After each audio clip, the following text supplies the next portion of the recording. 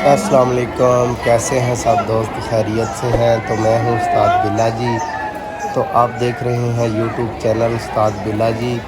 तो उम्मीद करते हैं कि आप सब खैरियत से होंगे। तो वीडियो शुरू करने से पहले हमारे चैनल को सब्सक्राइब कर लें। तो फिर करते हैं आज की मज़ेदार वीडियो स्टार्ट। आज हम गए हुए हैं झील पार्क के अंदर।